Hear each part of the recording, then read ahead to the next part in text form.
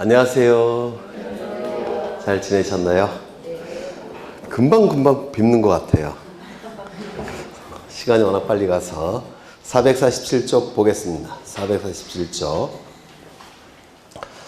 등기는 원칙이 사적자치 원칙에 부합하게끔 임의신청이 원칙입니다.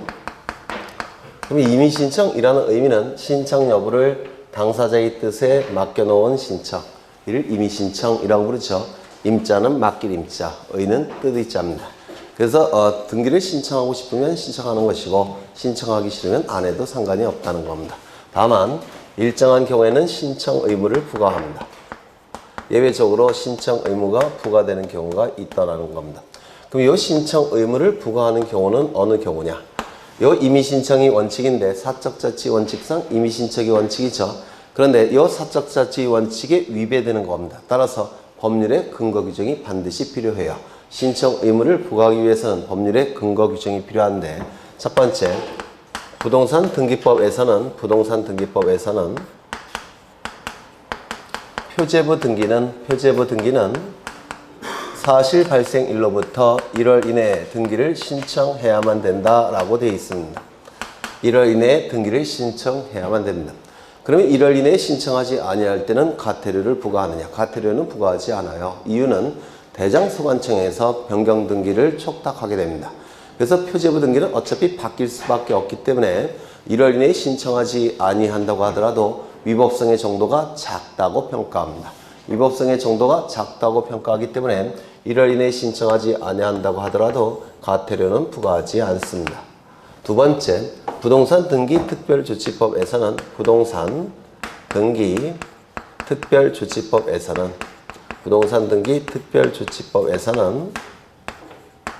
소유권 보전 등기와 소유권 이전 등기의 경우 일정한 경우에는 60일 이내에 등기를 신청해야만 됩니다. 지난주에 했던 거예요. 지난주에 했었죠. 부동산 등기 특별조치법상의 신청 의무를 부과를 합니다. 60일 이내에 신청하지 아니할 때는 어떻게 하느냐? 이거는 위법성의 정도가 큽니다. 왜냐면 특별조치법에 의해서 강하게 의무를 부과한 겁니다. 특별법을 통해서 강하게 의무를 부과했음에도 불구하고 그 의무를 이행하지 않았기 때문에 위법성의 정도가 크다라고 평가합니다. 따라서 가태료도 부과합니다. 가태료만 부과하는 게 아니라 형사처벌도 하게 됩니다. 그래서 이 부동산 등기 특별조치법의 경우에는 3년 이하의 징역, 1억 원 이하의 벌금에 처해지는 경우도 있어요. 위법성의 정도가 굉장히 크다라고 평가하기 때문에 그렇습니다. 세 번째. 명의신탁을 규율하는 법인 부동산 실권리자 명의등기에 관한 법률에서는 일정한 경우에는 이때도 자신의 명의로 등기를 찾아가야 됩니다. 따라서 이때도 등기신청 의무가 부과하는데요. 이거는 민법에서 다루는 법이에요. 민사특별법에서 한 문제 정도가 출제가 될 겁니다. 그래서 이거는 우리 등기법에서 다루지 않고요. 그 다음에 우리 등기법에서 다루는 부분은 이 부분인데 오늘은 요거를 보실 거예요. 요거는 지난주에 많은 시간을 투자해서 상세하게 설명을 드린 적이 있어요. 문제풀이 할 때. 전혀 생소하셔요? 그건 아니겠죠? 네. 좀 어려운 법인데 나중에 문제집 할 때 또 한번 보실 기회가 있을 거예요. 오늘은 요거를 보실 건데요.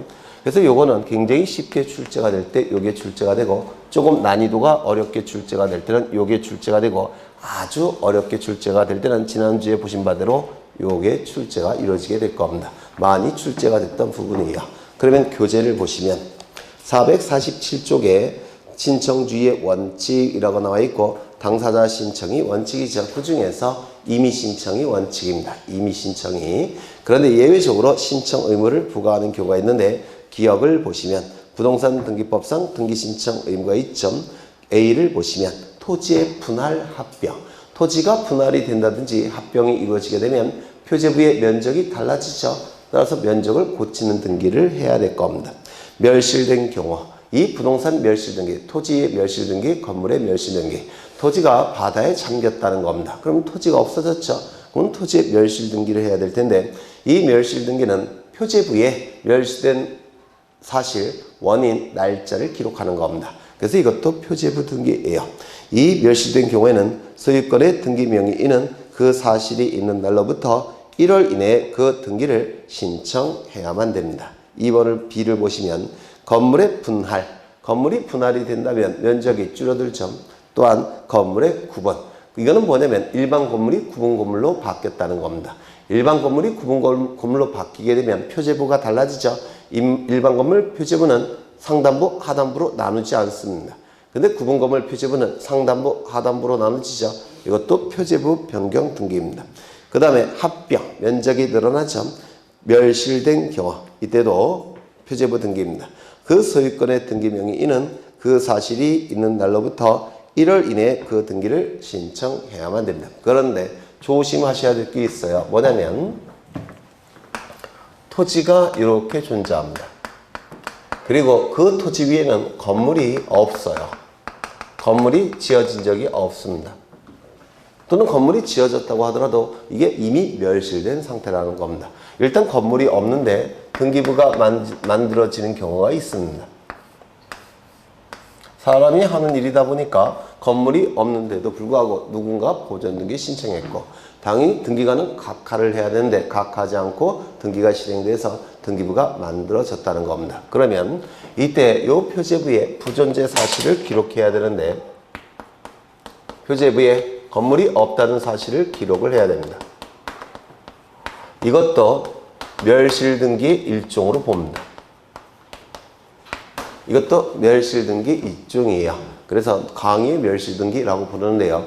건물이 존재하지 아니할 때 건물이 등기부가 만들어진 경우 이때 표제부에 건물이 부존재하다는 사실을 기록해야 되는데 이것도 멸실등기예요. 문제는 처음부터 건물이 없는 상태이기 때문에 건물이 멸실된 사실로부터 1월 이내에 이런 문구를 쓸 수가 있을까요? 없을까요? 없어요. 건물이 처음부터 없었기 때문에 멸실된 날로부터 1월 이내에 라는 문구를 쓸 수가 없습니다. 따라서 이 부존재 사실에 대한 멸실등기는 발견 즉시 지체 없이 발견 후 지체 없이 멸실등기를 신청하는 겁니다. 이거는 1월 이내가 아니라 언제 한다고요? 발견 후 지체 없이 멸실등기를 신청해야 되는 겁니다. 이걸 좀 유념하셔야 돼요. 이거 어렵지 않죠? 건물이 있다가 없어진 게 아니니까 이때는 멸실된 날로부터 1월 이내가 아니라 발견 후 지체 없이 멸실등기를 신청해야 됩니다. 소유권의 등기 명의인이. 그 다음에 이때는 과태료 부과합니까? 부과하지 않습니까? 부과하지 않는다고 했죠. 그 정도 보시면 되고 그 다음에 부동산 등기 특별조치법상의 신청 의무. 이거는 지난주에 했어요. 우리 교재에는 쉬운 거 2개만 나와 있는데요. 지난주에 아주 어려운 것까지 교환을 통해서 설명을 드린 적이 있습니다. 기억나시죠? 나셔야 돼요. 네, 넘어가겠습니다. 이제 뭘 보시냐면 한 페이지 넘겨보시면 강공서 촉탁 등기를 보실 건데요. 촉탁 등기도 요즘은 출제가 이루어지게 됩니다. 이 강공서 촉탁 등기는 국가기관이 등기를 요구할 때는 신청이라는 용어보다는 촉탁이라는 용어를 쓴다고 했죠. 다만 등기를 요구한다는 점에서는 신청과 촉탁은 같은 의미이기 때문에 신청에 관한 등기법의 규정은 촉탁에 준용된다, 안 된다? 준용된다. 기억나셔요? 신청에 관한 등기법의 규정은 촉탁에도 준용이 됩니다. 다만 이 강공서가 등기를 촉탁할 때는 거짓의 등기가 나타날 가능성이 희박하다고 보기 때문에 신청에 관한 규정 중에서 등기의 진정성을 확보하기 위한 규정들은 촉탁에 준용된다, 안 된다? 안 된다 라고 얘기를 했습니다. 교환이 나갔죠? 오늘 나간 교환 나갔습니까? 나갔어요? 안 나갔어요? 관심이 없으세요? 강공서 촉탁 등기 나와 있는데요. 이게 많이 출제가 안 되다가 얼마 전부터 계속 출제를 합니다. 그리고 쉬운 내용은 아니에요. 그래서 출제될 수 있는 걸 전부 다 거기 두꺼운 글씨로 처리를 했습니다. 좀 꼼꼼히 보셔야 될 거예요. 그러면 촉탁 등기를 보실 건데요.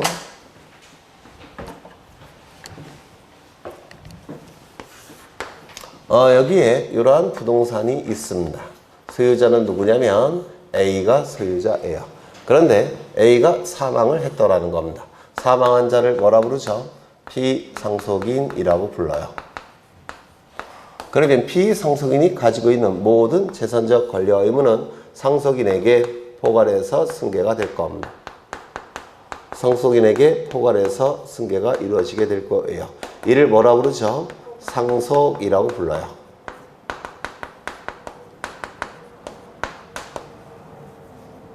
상속이라고 부릅니다. 피상속인이 사망하게 되면 피상속인이 가지고 있는 모든 재산적 권리와 의무는 포괄해서, 즉 하나도 빠짐없이 상속인에게 포괄해서 승계가 이루어지는데 이를 상속이라고 부를 겁니다.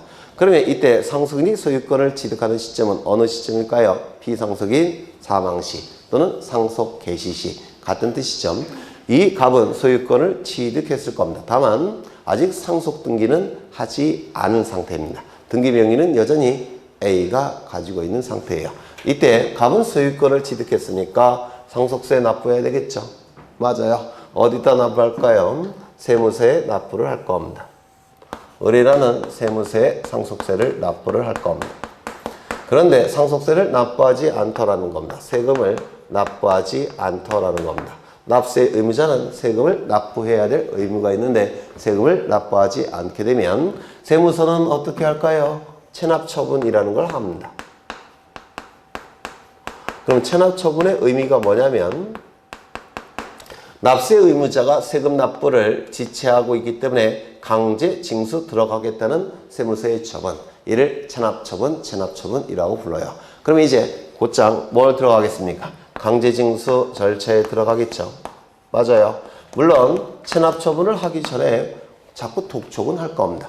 계속 독촉하는데도 불구하고 세금 납부를 하지 않으면 체납처분 들어갈 테고 그리고 강제징수 절차에 들어갈 겁니다. 요 갑은 급하게 됐죠. 그러면 재산 빼돌릴까요? 안 빼돌릴까요? 빼돌리는 게 정상이겠죠. 그러면 여기 세무서 입장에서는 빼돌리지 못하도록 처분 권능을 제한해야 되겠죠. 그 처분 권능을 제한하는 방법은 압류등기를 하는 겁니다. 그래서 이 강공서가 이 처분 권능을 제한하는 등기가 압류등기인데요.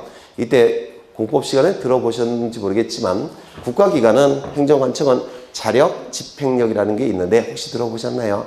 자력, 집행력. 등기법 시간에 한번 설명드린 적이 있어요. 자력, 집행력, 스스로의 힘으로 강제 집행할 수 있는 효력을 자력, 집행력이라는 건데 이게 무슨 뜻이냐면 보통은 강제 집행할 때는 법원의 판결이 필요해요. 채권자가. 맞죠? 법원의 판결서가 있어야지만 강제 집행 들어갈 수가 있는데 이때 행정관청은 판결서가 없더라고 하더라도 스스로의 힘으로 자력으로 강제 집행 들어갈 수가 있습니다. 즉 판결서가 없다고 하더라도 강제 집행할 수가 있는데 이를 자력, 집행력이라고 불러요. 공법 시간에 하셨으면 좋겠는데 그러면 자력, 집행력이 있기 때문에 일반인들이 강제 집행할 때 하는 가압류 이런 거 필요 없어요. 임시가짜를 쓰는 가압류 이런 거 없이 곧장 본압류로 들어가 버립니다. 법원의 판결이 없어도 본압류로 들어갈 수가 있어요. 그래서 이 강공서가 등기를 촉탁할 때는 가압류, 이 가압류 등기라는 건 촉탁하지 않습니다.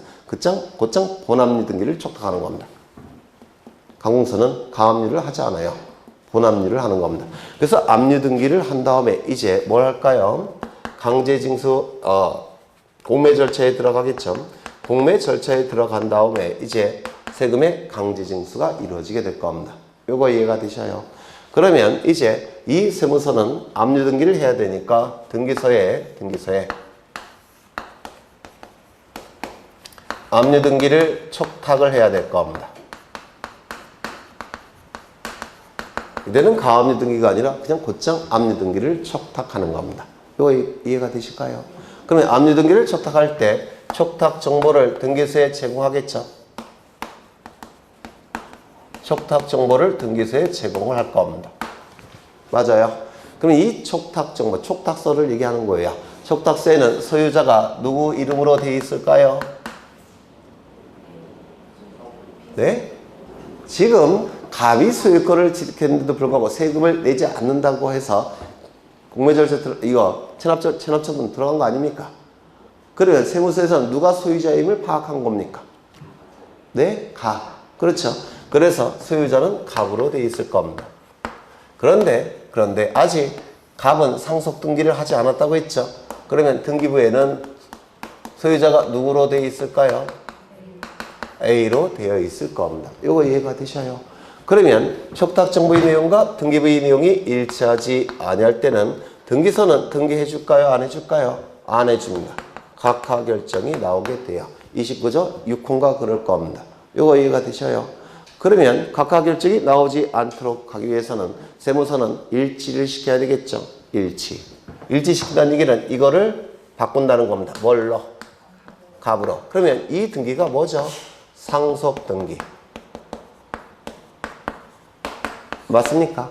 이 등기가 상속등기가 될 거예요. 그러면 세무서가 체납처분에서 공매절차 들어가기 쉽게끔, 압류등기에서 공매처분 들어가기 쉽게끔 상속인이 이거 상속등기 해줄까요? 안 해줄까요? 안 해주겠죠. 그렇죠. 안 해줄 거니까 요 세무서가 상속인을 가름해서, 세무서가 상속인을 대신해서 가름해서 상속등기를 신청할 수가 있더라는 겁니다. 가름해서. 이거 이해가 되실까요? 상속인을 가름해서 상속등기를 신청할 수가 있을 겁니다. 그런데 이건 여기에만 해당되는 게 아니라 예를 들어서 표제부의 내용이 촉탁정보에 기록된 표제부의 내용과 등기부에 기록된 표제부의 내용이 일치하지 아니할 때 마찬가지로 각하되겠죠. 그때는 세무서는 뭘 할 수 있다고요? 값을 가름해서 표제부 등기도 신청할 수가 있을 겁니다. 그럼 뭘 얘기하는 거예요? 결국 세무서는 촉탁정보의 내용과 등기부의 내용이 일치하지 않는 등기는 전부 다 저 소유자를 가름해서 등기를 신청할 수가 있다는 겁니다. 요거 이해가 되셔요? 되실까요? 안 되실까요? 되시겠죠? 네. 그러면 이제 등기소는 어떻게 하겠습니까? 먼저 상속등기를 한 다음에 그 다음에 압류등기 들어가겠죠? 압류등기 들어가게 될 겁니다. 맞아요? 그렇죠? 그 다음에 이제 뭐가 이루어지겠습니까? 공매 절차가 진행이 될 겁니다. 이 공매 절차는 민사집행법상의 매각 절차가 준용이 돼요. 즉 경매 절차가 준용이 되기 때문에 경매 절차처럼 처리하면 돼요. 그러면 이제 경매 절차가 진행이 될 겁니다. 누구 명의로 할까? B. 이렇게. 그러면 이 매수인은 소유권을 취득할 텐데 어느 시점에 소유권을 취득할까요? 매수대금을 완납했을 때, 그때 소유권을 취득할 겁니다.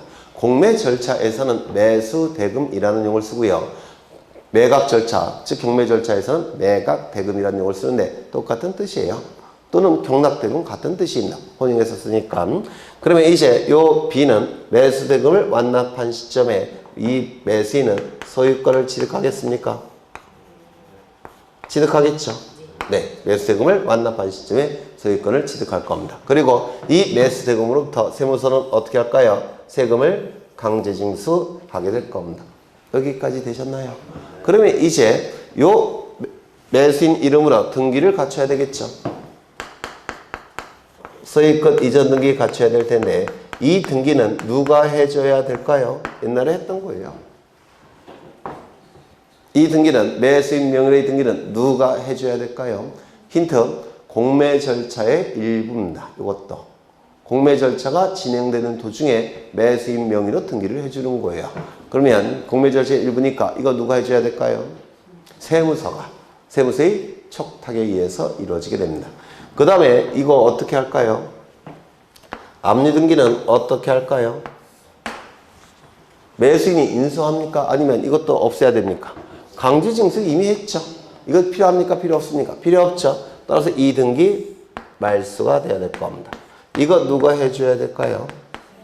세무서가 해줘야 될 겁니다. 이것도 세무서의 촉탁에 의해서 이루어지게 될 겁니다. 또한 이 상속인이, 피상속인이 예전에 C에 대해서 저당권을 설정해 준 적이 있어요. 그러면 이것도 이제 더 이상 필요 없죠. 왜? 배당을 받아갈 테니까. 맞아요. 저당권 등기는 민법에서 하셨겠지만 B가 인수하지 않죠. 따라서 이것도 어떻게 해야 될까요? 말소해야 될 겁니다. 이거는 누가 해줘야 될까요? 네, 공매 절차의 일부예요. 이것도 세무서의 촉탁에 의해서 이루어지게 될 겁니다. 요 세 개의 등기는 전부 다 공매 절차가 진행되는 도중에 이루어지는 등기죠. 따라서 공매 절차로 연결되어 있기 때문에 이 세 개의 등기는 세무서의 일괄 촉탁에 의해서 이루어지게 됩니다. 전부 다 세무서의 일괄 촉탁에 의해서 이루어지게 될 거예요. 되셨나요? 되셨죠? 이거 예전에 했던 거예요. 그렇죠? 그러면 프린트를 좀 보겠습니다. 1번 강공서가 등기명의인 등을 가름하여 촉탁할 수 있는 등기. 금방 말씀드렸지만 이 촉탁 정보의 내용과 등기부의 내용이 일치하지 아니할 때는 이게 압류등기가 각하가 된다고 했죠. 그러면 압류등기를 촉탁할 때 이 세무서는 강공서는 이 두 개의 내용을 일치시키는 등기를 소유권자를 가름해서 신청할 수가 있다고 했는데 기억나셔요? 나시죠? 그러면 보겠습니다. 강공서가 체납 처분으로 인한 압류등기를 촉탁하는 경우에는 등기명의인 또는 상속인 그 밖의 포괄승계인을 가름하여 등기명의인, 상속인 그 밖의 포괄승계인이 신청해야 되는 등기인데 신청을 안 하니까 세무서가 이자들을 가름해서 부동산 표시등기, 즉 촉탁정보의 내용과 등기부의 표제부가 일치하지 아니할 때는 등기부 표제부를 고치는 등기, 그렇죠. 등기명인 표시의 변경, 경정 등기, 즉 촉탁정보의 등기명인의 표시사항과 등기부의 등기명인 표시사항이 일치하지 아니할 때는 등기명인을 가름해서 이걸 일치시키는 등기. 그 다음에 상속등기, 그 밖에 권리 이전의 등기를 압류등기와 함께 촉탁할 수가 있더라는 겁니다. 이거 이해가 되셔요? 되시죠?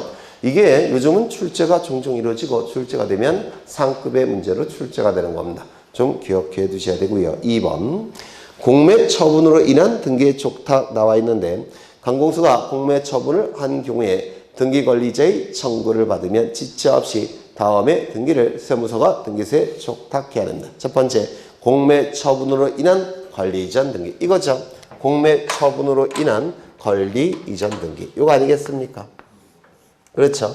공매 처분으로 인한 권리 이전 등기. 두 번째, 공매 처분으로 인하여 소멸한 권리의 등기의 말소. 공매 처분으로 인하여 요 시명의의 저당권 등기는 소멸하죠. 배당을 받아가니까. 따라서 이 등기의 말소 등기. 맞습니까? 세 번째, 체납 처분에 관한 압류 등기의 말소. 체납 처분으로 인한 요 압류 등기의 말소 등기. 이거겠죠. 맞아요.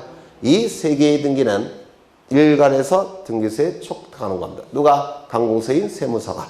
되셨나요? 네, 좀 어려운 내용이죠. 그 다음에 3번을 보시면 강공서 촉탁에 따른 등기가 나오는데요.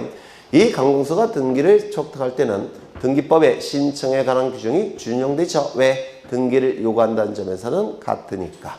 다만 신청에 관한 규정 중에서 등기의 진정성을 확보하기 위한 규정은 강공서의 경우 촉탁에는 준용되지 않는다고 했죠. 이 중에서 대표적인 게 거기 쭉 나오겠지만 공동신청입니다. 등기의 진정성을 확보하기 위해서 등기 의무자를 등기소에 참여시키는 것이 등기에 참여시키는 것이 공동신청이죠. 그런데 강공서가 등기를 촉탁할 때는 등기의 진정성이 확보가 됐다고 평가하니까 공동신청, 공동촉탁이 아니라 단독촉탁이 원칙입니다. 맞아요. 강공서는 단독촉탁이 원칙이 됩니다. 다만 무대뽀로 단독촉탁하는 건 아니고 무대뽀로 단독촉탁하는 건 아니고 상대방의 관여가 필요합니다. 그 관여를 보겠다는 겁니다. 그 다음에 1번 국가 또는 지방자치단체, 즉 강공서가 등기 권리자인 경우에는 국가 또는 지방자치단체는 등기 의무자의 승낙을 받아 지체 없이 등기를 촉탁하는 겁니다. 즉 강공서가 등기 권리자인 경우에는 무대뽀로 단독 촉탁하는 건 아니고 뭐가 필요하다고요? 등기 의무자의 승낙을 받아 촉탁하는 겁니다. 이게 출제가 됐었는데 모든 분이 다 틀렸었어요. 2번 강공서가 등기 의무자인 경우 무대뽀로 단독 촉탁하는 건 아니고 등기 권리자의 관여가 필요하다고 했죠. 등기 권리자의 청구에 따라 지체 없이 촉탁하는 겁니다. 청구에 따라. 이거 이해가 되실까요? 그렇죠.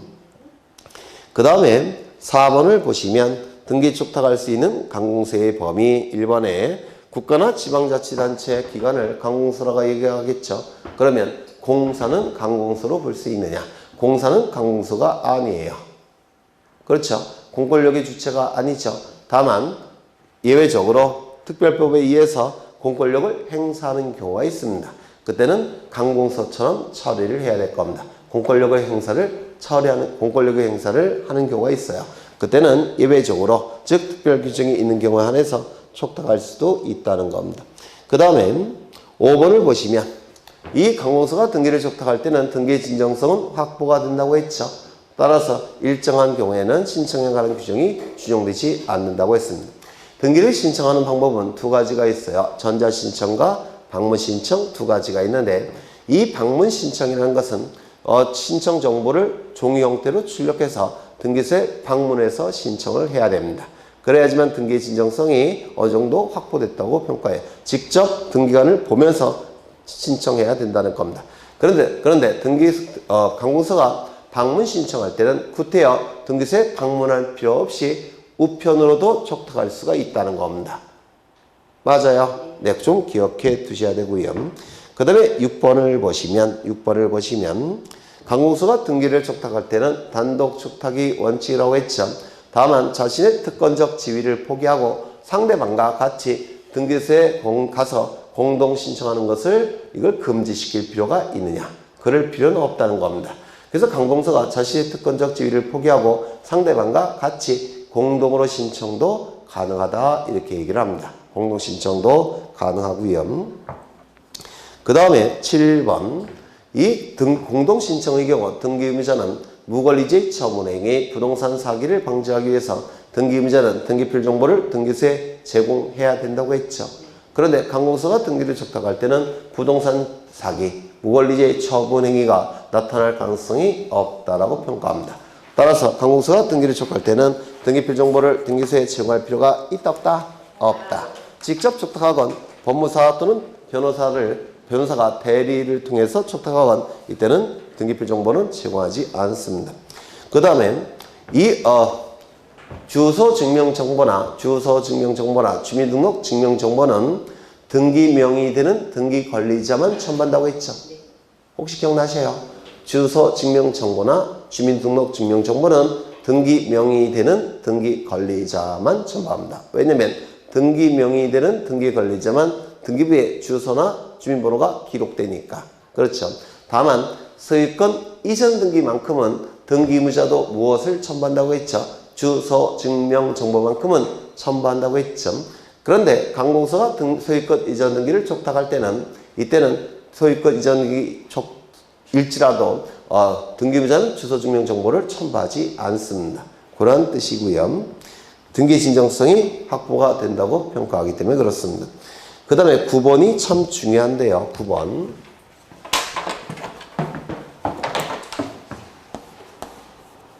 이것도 했던 거예요. 이거는 대장입니다. 대장에 부동산 표시사항이 기록되어 있고요. 그 다음에 이거는 등기부예요. 등기부에도 표제부에 부동산 표시사항이 기록되어 있죠. 그런데 이 대장의 부동산 표시사항과 등기부의 부동산 표시사항이 일치하지 아니할 때는 우리 부동산 등기법 제29조 의해서 각하해야 된다라고 규정되어 있습니다. 29조 제11호 의해서 각하해야 된다라고 규정이 되어 있어요. 이때. 그런데 우리 대법원은 이걸 어떻게 해석하느냐면 이 규정은 등기명의인이 등기를 신청할 때 그때만 적용되는 규정으로 해석합니다. 등기명의인이 등기를 신청할 때만 적용되는 규정이고 관공서가 등기를 촉탁할 때는 이 29조 제11호는 적용되지 않는다 이렇게 해석을 합니다. 그래서 관공서가 등기를 촉탁할 때는 대장의 부동산 표시사항과 등기부의 부동산 표시사항이 일치하지 않는다고 하더라도 등기는 실행하지 않는다. 실행하더라는 겁니다. 그 이유는 대장을 담당하는 기관도 국가기관이죠. 등기부를 담당하는 기관도 국가기관이죠. 관공서도 국가기관이죠. 내부적으로 처리할 수가 있기 때문에 대장의 부동산 표시사항과 등기부의 부동산 표시사항이 일치하지 않는다고 하더라도 이때는 등기가 수리된다, 수리되지 않는다, 수리되더라는 겁니다. 이건 대단히 중요하니까 좀 기억해 두셔야 됩니다. 되셨을까요? 네, 되셨고요. 우리 교재가 너무 간략하게 나왔기 때문에 보충한 것이고요. 그 다음에 이번에 신청 주의의 예외가 나와 있는데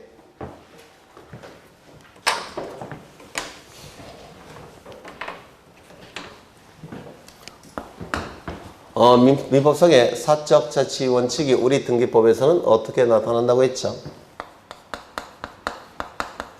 신청주의로 나타난다라고 했습니다. 그러면 이 신청주의의 의미가 뭐냐면 등기 신청이 있을 때만 등기관은 등기할 수 있는 것이고 등기 신청이 없을 때는 등기관은 등기할 수 없다는 겁니다. 신청이 있을 때만 등기할 수 있다는 게 신청주의예요. 이게 원칙입니다. 다만 법률에 근거 규정이 있다면 예외가 인정이 되죠. 예외가 두 가지가 인정이 되는데 첫 번째, 등기관은 신청이 없을지라도 법률에 근거 규정이 있다면 직권으로 등기할 수 있죠. 두 번째, 예외 두 번째는 신청이 없을지라도 법률에 근거 규정이 있다면 법원의 명령에 의해서 등기가 이루어지는 경우도 있죠. 맞아요. 그렇죠. 그래요, 안 그래요? 그렇죠. 그리고 당사자 신청도 원칙은, 신청주의도 원칙은 당사자가 신청함이 원칙이라고 했습니다. 그런데 이 당사자가 국가기관일 때는, 즉 관공서일 때는 신청이라는 용어를 쓰지 않고 어떠한 용어를 쓴다고 했죠? 촉탁이라는 용어를 쓴다고 했습니다.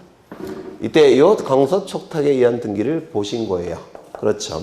그 다음에 이 직권에 의한 등기와 명령에 의한 등기를 보겠다는 건데 이때 이 명령에 의한 등기는 어느 절차에서만 나타난다고 했죠?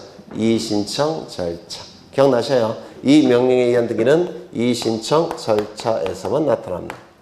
법원과 등기소는 사법부 소속의 대등한 두 국가기관입니다. 법원은 재판 업무를 담당하는 독립된 국가기관이고요. 등기소는 등기 업무를 담당하는 독립된 국가기관이에요. 따라서 법원에서 등기소에 등기를 요구할 때는 이때는 촉탁이라는 용어를 쓰는 겁니다. 법원에서 등기소에 등기를 요구할 때는 원칙은 촉탁이라는 용어를 써요. 그런데 이의신청에서만큼은 법원은 상급 국가기관, 등기소는 하급 국가기관이에요. 이 등기소의 처분 결정을 법원에서 뒤엎을 수가 있기 때문에 이의신청에서만큼은 법원은 상급, 등기소는 하급. 따라서 이의신청에서는 법원에서 등기소에 등기를 요구할 때는 촉탁이라는 용어를 쓰지 않고 어떤 용어를 쓴다고요? 명령. 이건 예외인 겁니다. 원칙은 촉탁이에요. 그렇죠. 그러면 책을 보시면 이때 이제 직권에 의한 등기를 보실 건데 직권에 의한 등기 이거를 하나씩 다 보실 거예요. 이걸 보시면서 이제 공부했던 것이 이제 머릿속에 막 생각이 나셔야 되는데 나실 수 있을까요? 네. 한번 보죠. 1번. 이거 외운다고 해도 암기 안 됩니다. 그림을 떠오르셔야 돼요. 그림을 1번. 미등기 부동산에 대한 직권 보전 등기 또는 주택 상가 건물 임차권 등기 촉탁이 있는 경우 이때는 직권 보전 등기가 가능한데요. 보겠습니다. 했던 거예요. 여기에 이러한 부동산이 있고 소유자는 갑입니다. 갑이 소유자인데 갑은 누군가에게 채무를 부담합니다. 채무자예요. 그러면 어딘가에 채권자가 있다는 뜻이죠. 맞아요. 어딘가에 채권자가 있다는 뜻입니다. 그러면 이 채무자는 자신의 채무를 이행기에 자발적으로 이행함이 원칙이죠. 그런데 이행기에 자발적으로 이행하지 않게 되면 열받은 채권자는 자신의 채권에 대해서 채무자 재산을 강제 집행하는 방법으로 변제를 받고자 할 겁니다. 맞아요. 그런데 이 강제 집행은 채권자라고 해서 무조건 할 수 있는 건 아니고 강제 집행하기 위해서는 강제 집행할 수 있는 권리의 원천, 집행 권한이라는 게 있어야지만 강제 집행 들어갈 수 있다라고 했습니다. 그리고 이 집행 권한에 해당되는 서류가 뭐라고 했죠? 판결서. 판결서가 있어야지만 채권자는 강제 집행 들어갈 수가 있습니다. 이때 이 채권자가 판결서를 만들어내기 위해서는 법원에 소송을 제기해야 될 겁니다.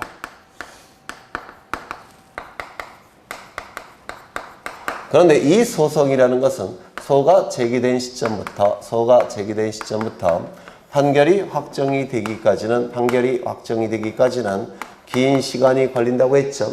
짧으면 6개월, 길면은 15년까지도 걸릴 수가 있어요. 대법원의 판결이 나왔는데 파기환송 판결이 나옵니다. 파기환송 판결이 나오면 고등법원으로 환송이 돼요. 그럼 고등법원에서 또 판결을 해버리면 또 상소해서 대법원으로 올라갑니다. 그럼 대법원에서 또 파기환송을 받습니다. 그럼 고등법원으로 또 내려가요. 그럼 고등법원에서 또 판결이 나오면 또 대법원으로 올라가고 또 파기환송 받고 이게 반복이 되다 보면 15년까지도 걸릴 수가 있습니다. 그래서 우리나라와 일본에서 가장 오래된 판결은 15년짜리가 있어요. 이게 그래서 중간에 갑이 자신의 재산을 다른 자에게 처분한다면 이 시점에는 누구 소유로 바뀝니까? 을 소유로 바뀌어버려요. 그러면 법원의 판결이 확정이 돼서 강제집행 들어갈 때 이 재산은 이미 누구 재산으로 바뀌었습니까? 제3자 병의 재산으로 바뀌었죠. 맞아요. 그러면 강제집행 들어갈 수 있습니까? 없습니까? 없게 돼버려요. 그러면 소송을 제기할 때 이 A는 채무자가 그 재산을 계속 보유하도록 가지고 있도록 하면서 소송을 제기해야 되겠죠. 즉 채무자가 이 재산을 다른 자에게 처분을 못하도록 하면서 소송을 제기해야 될 겁니다. 맞아요. 그러면 이 채무자가 그 재산을 계속 보유하도록 하는 소송, 이걸 뭐라고 부르냐면 보전소송이라고 불러요. 채권자의 입장에서는 채무자가 그 재산을 온전하게 보유하도록 강제하는 소송, 이를 보전소송이라고 부릅니다. 그래서 이 소송을 제기하면서 보전소송을 같이 제기하는데요. 이때 이 소송을 이거는 어디까지나 강제집행을 쉽게 하도록 하기 위해서 하는 소송이죠. 그리고 이거는 강제집행을 하기 위해서는 판결서가 있어야 되니까 이게 더 중요한 소송이겠죠. 이걸 뭐라 부르냐면 본안소송이라고 불러요. 이 소송을 본래의 안건인 소송이라고 해서 본안소송이라고 부르고요. 즉 판결서를 만드는 소송을 본안소송이라고 부르고요. 채무자가 처분을 못하도록 하게 하는 소송을 보전소송이라고 부릅니다. 채무자가 재산을 온전하게 보유하게끔 강제하는 소송, 보전소송이라고 불러요. 이 보전소송은 두 가지가 있는데 가압류 신청, 두 번째 처분금지 가처분 신청. 이 두 가지를 보전소송이라고 부릅니다. 여기서 가압류 신청은 무슨 뜻이냐면 요 가짜는 임시가짜예요. 강공서일 때는 임시가짜를 쓰지 않습니다. 왜? 자력집행력이 있으니까. 하지만 일반인이 할 때는 임시가짜를 써야 돼요. 그럼 이 임시가짜를 왜 쓰냐면 법원의 확정 판결이 나오기 전에 압류한다고 해서 법원의 확정 판결이 나오기 전에 압류한다고 해서 임시로 압류하는 거 가압류 이렇게 얘기합니다. 법원의 판결이 확정 판결이 나오면 이때는 본압류로 바뀌게 돼요. 본압류. 본압류가 이거예요. 이거는 본자가 생략이 된 겁니다. 이거 되셨을까요? 그렇죠. 그러면 임시로 압류하는 건데 이 앞자는 압력을 가한다 라는 뜻이고요. 이 류자는 머물 류자예요. 그래서 임시로 압력을 가해서 가지고 있도록 해달라고 하는 신청, 이를 가압류 신청이라고 부르고요. 처분금지 가처분 신청은 채무자가 처분하는 것을 금지시키는 임시의 법원의 처분. 채무자가 처분하는 것을 금지시키는 임시의 법원의 처분. 이걸 처분금지 가처분 신청이라고 하는데 이것도 법원의 확정 판결이 나오기 전이기 때문에 임시가짜를 쓰는 겁니다. 너무 기니까 여기서부터 여기서까지 생략해서 가처분이라고 부르는데 두 개의 차이점은 뭐냐면 요 채권자가 가진 요 채권이 금전 채권일 때는 가압류를 채권자가 신청하는 것이고요. 금전 이외의 채권일 때는 이때 채권자가 처분금지 가처분, 즉 가처분을 신청하는 겁니다. 이러한 신청이 있게 되면 법원에서는 금방 결정을 해줍니다. 이 소송은 아주 정확하게 판결이 나와야 되니까 시간이 많이 걸려요. 하지만 이거는 긴급성을 요하기 때문에 이 채무자가 다른 자에게 처분하기 전에 후딱 결정이 돼야 되죠. 긴급성을 요하기 때문에 보통 2, 3일이면 결정이 나옵니다. 결정이 나와요. 그러면 법원에서는 등기소에 결정이 됐으면 가압류 등기나 가처분 등기를 촉탁하는 겁니다. 가압류 등기나 가처분 등기를 촉탁하는 건데요. 이때 요 A가 법원에 신청하는 건 뭐죠? 가압류를 결정해달라고 요구하는 겁니다. 맞아요. 가처분을 결정해달라고 법원에 요구하는 겁니다. 그래서 이 채권자가 법원에 요구하는 것은 결정을 요구하는 것이고, 법원이 결정했다면 그 결정한 바를 공시하기 위해서 등기소에 가압류 등기나 가처분 등기를 촉탁하는 겁니다. 무슨 말인지 아시겠죠? 그러면 채권자가 곧장 등기소에 가압류 등기나 가처분 등기를 신청할 수 있습니까? 없습니까? 없어요. 이건 법원의 촉탁에 의한 등기입니다. 따라서 채권자가 등기소에 가압류 등기나 가처분 등기를 신청한다고 하더라도 법원 등기소는 29조 제2호에 의해서 각하되는 겁니다. 요거 이해가 되셔요? 요거 자주 출제되니까 기억해 두셔야 됩니다. 되셨나요? 그런데 문제는 뭐냐면 가압류 등기나 가처분 등기를 촉탁하는데 문제는 이 부동산이 미등기이더라는 겁니다. 미등기 상태라고 한다면 등기부가 존재하지 않기 때문에 가압류 등기나 가처분 등기를 할 수 있다 없다? 없다. 따라서 이때 등기소는 뭐 한다고 했죠? 직권으로 고전 등기를 한 다음에 누구 명의로? 채무자 명의로. 그리고 나서 법원의 촉탁에 의해서 무슨 등기 한다고요? 가압류 등기나 가처분 등기를 하는 겁니다. 이 가압류 등기나 가처분 등기를 뭐라고 부르냐면 처분 제한 등기라고 했어요. 처분 권능을 제한하는 등기, 처분 제한 등기라고 얘기합니다. 그래서 처분 제한 등기로서 이제 무슨 등기가 이루어집니까? 가압류 등기. 누구의 이름으로? 채권자 이름으로. 이 경우는 처분 제한 등기로서 무슨 등기 이루어집니까? 처분 금지, 가처분 등기. 누구의 이름으로? 채권자 이름으로. 이러한 등기는 여기 금지라는 용어는 쓰고 있지만 금지의 의미는 있다고 했습니까? 없다고 했습니까? 없다라고 했어요. 따라서 제한의 의미만 있지 금지의 의미는 없다라고 했습니다. 이거는 좀 이따 설명을 드릴 거고요. 이제 가압류 등기나 가처분 등기가 실행이 된 다음에 이제 요 갑은 을에게 이걸 처분할 수 있습니까? 없습니까? 네? 금지의 의미는 없고 제한의 의미만 있다고 했죠. 맞아요. 처분할 수 있다고 좀 이따 설명을 드릴 거예요. 그럼 이제 가압류 등기나 가처분 등기를 한 다음에 이제 강제 집행 들어가겠죠. 맞아요. 강제 집행 판결서가 확정이 되면 이 판결서를 가지고 강제 집행 들어갈 겁니다. 그럼 강제 집행하는 방법은 어떠한 방법을 쓰느냐면 가압류 채권자는 A는 강제 집행하는 방법이 뭐냐면 강제경매 절차로 넘기는 겁니다. 강제경매 절차로 넘기게 되면 뭐가 나옵니까? 매각 대금이 나오겠죠. 맞아요. 이 매각 대금으로부터 순위에 맞춰서 배당을 받아가는 겁니다. 순위에 맞춰서 변제를 받아가는 겁니다. 이런 식으로 강제 집행하는 겁니다. 이 가처분 채권자는 어떻게 강제 집행하죠? 이 판결서를 가지고 등기를 단독으로 신청합니다. 단독으로 신청해서 이제 이 등기가 된 권리를 취득하는 겁니다. 금전 이외의 채권이라고 했죠. 배당을 받아갈 수는 없겠죠. 그래서 판결서를 가지고 등기 권리자로서 등기를 단독 신청해서 등기 명의로서 권리를 취득하는 겁니다. 이거를 등기법에서 뭐라 부르죠? 승소한 등기 권리지 판결에 의한 등기 신청 이렇게 부르죠. 하지만 민사집행법에서는 강제집행 이렇게 부르는 겁니다. 되셨을까요? 되셨죠? 두 번째, 여기 금지라는 용어는 쓰고 있지만 이 가압류 가처분 등기는 처분 금지의 효력은 없다라고 얘기합니다. 처분 제한의 효력만 있다라고 얘기를 해요. 이러한 등기들은.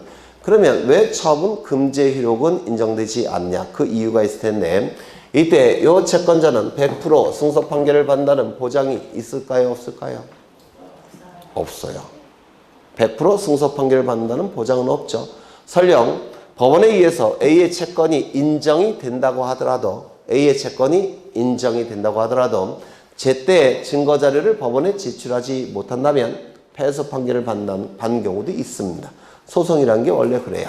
채권을 인정받는다고 하더라도 제때 증거 자료를 제출하지 못하면 채권자는 패소 판결을 받을 수도 있다는 겁니다. 그러면 얘가 패소 판결을 받았고 얘가 승소 판결을 받을 수도 있죠. 그렇다면 이 채무자가 이 재산을 처분하는 것을 금지시킨 상태에서 승소, 패소 판결을 받았다면 이 채무자에게 너무나도 큰 손해가 발생합니다. 그럴 수도 있겠죠. 따라서 가압류 가처분 등기가 됐다고 하더라도 처분을 금지시키는 효력은 없고 처분을 제한하는 효력만 인정이 됩니다. 그러면 처분을 제한한다는 의미가 무슨 말이냐면 이런 뜻이에요. 금지효는 없기 때문에 가압류 등기나 가처분 등기가 실행이 됐다고 하더라도 채무자는 이 재산을 처분할 수 있다 없다? 있습니다. 따라서 매매 계약을 체결하고 소유권 이전 등기까지 해줄 수가 있다는 겁니다. 이때 을은 소유권을 취득합니다. 어느 시점에 이 시점에 소유권을 취득하게 될 겁니다. 소유권이 취득된 상태에서 이제 본안소송은 계속 진행이 되겠죠. 진행이 돼서 요쯤에 을이 승소 판결을 받았고 그 판결이 확정이 됐다고 한다면 강제집행 들어가겠습니까? 맞아요. 가압류 채권자는 강제경매 절차로 넘길 테고 가처분 채권자는 판결서를 가지고 등기를 뺏어가겠죠. 이때 요 을은 강제집행하는 과정에서 요 소유권을 취득하는 자는 자신의 권리취득을 강제집행을 하는 승소한 채권자에게 주장할 수가 없습니다. 대항할 수가 없습니다. 결국은 뺏긴다는 거니까 안 뺏긴다는 겁니까? 뺏긴다는 뜻이에요.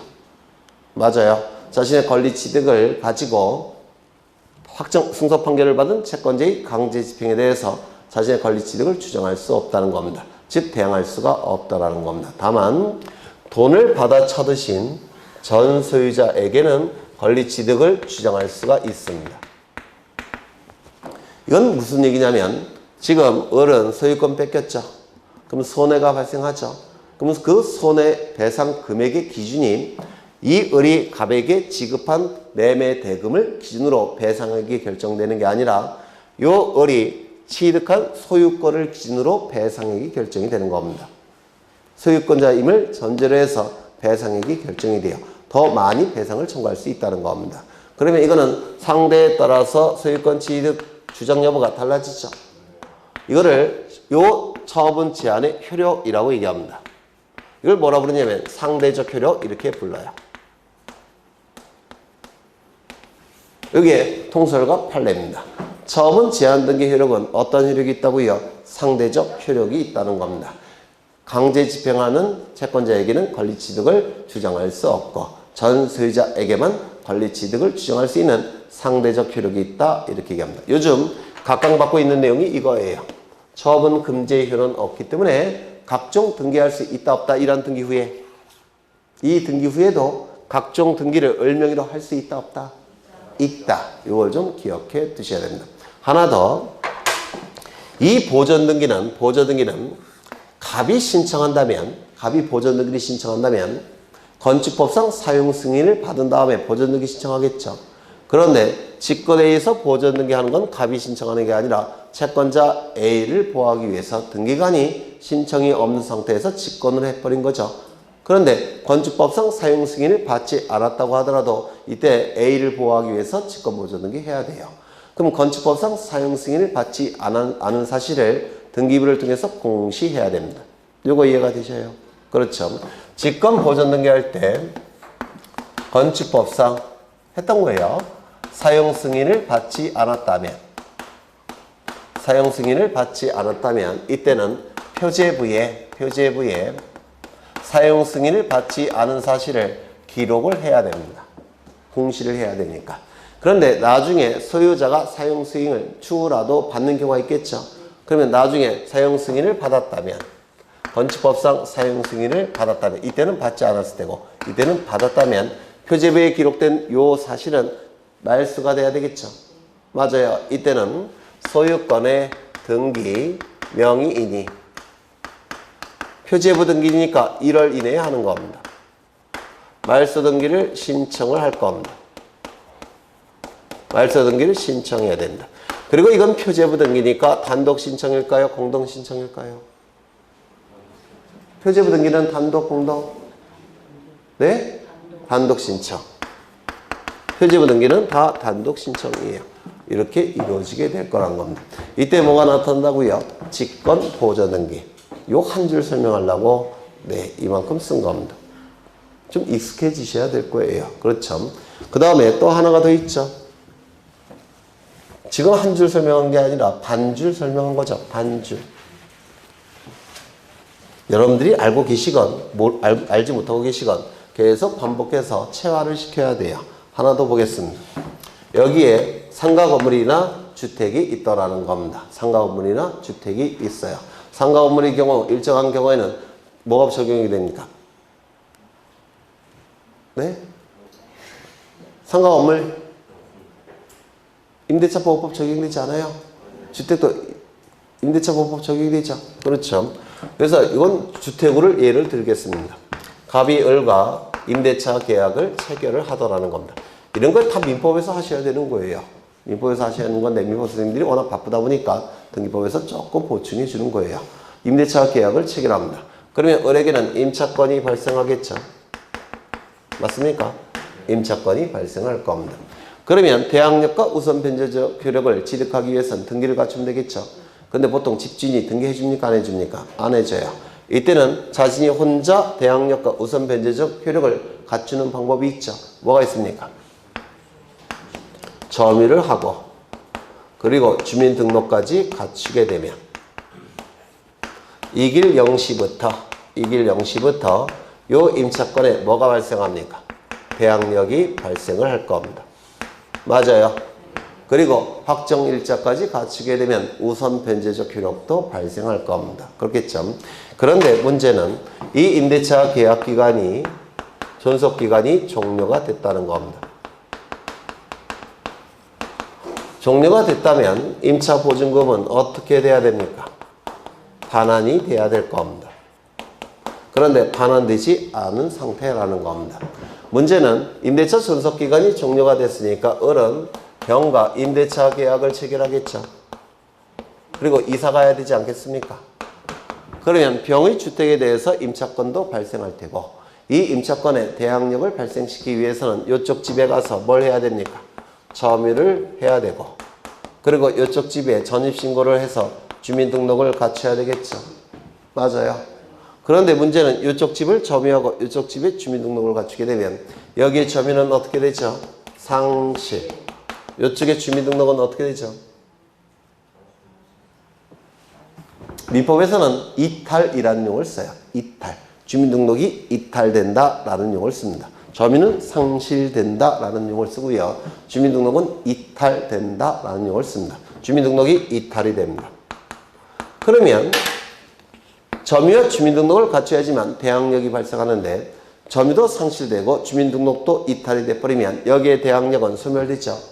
대항력이 소멸되었다면 확정일자 갖췄어도 우선변제적 효력도 같이 소멸합니다. 맞아요. 그러면 대항력과 우선변제적 효력이 있을 때도 보증금이 반환이 안 되는데 대항력 우선변제적 효력이 상실이 된다면 임차보증금은 반환받을 가능성이 더 줄어듭니다. 맞아요. 따라서 이사를 가더라도 이런 거 유지시키면서 이사를 가야 되겠죠. 유지시키는 방법은 갑과 을이 등기소에 가서 임차권 등기를 하면 유지가 됩니까? 안 돼요. 왜냐면 이걸 임차권 설정 등기라고 하는데 갑과 을이 공동신청을 통해서 한 임차권 설정 등기는 등기를 갖춘 시점부터 다시 대항력이 발생합니다. 등기를 갖춘 시점부터 우선변제적 효력이 발생해요.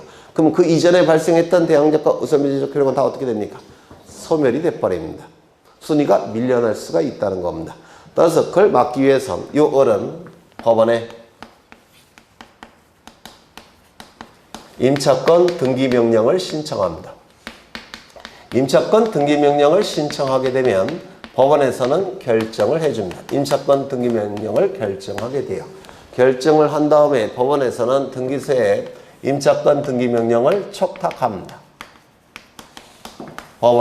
등기소에 임차권 등기명령을 촉탁하게 돼요.